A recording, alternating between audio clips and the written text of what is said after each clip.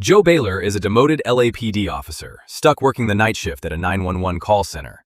Tomorrow, he faces a court hearing that could send him to prison. He and his old partner Rick have already cooked up false testimony to help him walk free.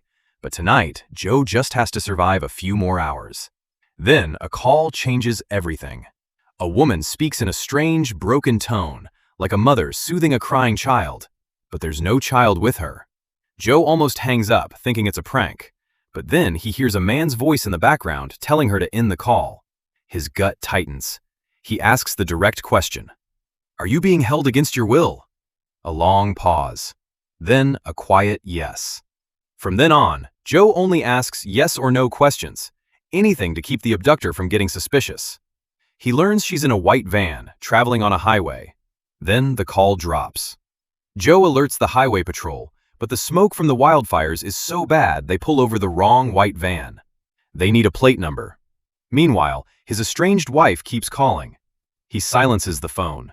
He has one job tonight: save Emily. Joe uses the police database to find Emily's home address. He calls the number.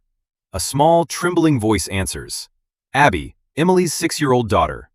She tells Joe that her father, Henry Fisher, broke in with a knife and dragged her mother away. Abby is alone with her baby brother, Oliver. Joe coaxes Abby into giving him Henry's cell number without realizing it. He dispatches a patrol car to the house immediately. Then he runs Henry's record. The file is ugly. Assault, multiple jail stints. Joe is now certain. Henry is a violent abductor. Joe steps into a quiet room. He asks his supervisor for permission to take over the case. The supervisor refuses, warns him to focus on his own legal trouble tomorrow. "Stick to protocol," he says. Joe is on his own. Joe dials Henry. Henry sounds desperate, says Emily is unstable, needs help. Joe doesn't buy it. He threatens Henry.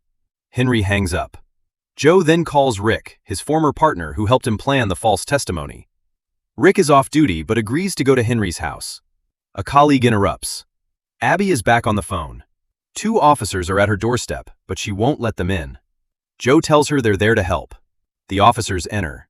They see blood on Abby, not hers. Then they search the bedroom. Baby Oliver lies on the bed, stabbed multiple times. The call cuts off as the officers panicked at the sight. Oh my God. LAPD, we need medical immediately. What's going on? Tim, what's going on? Partner! Nadia, get in here! Tim?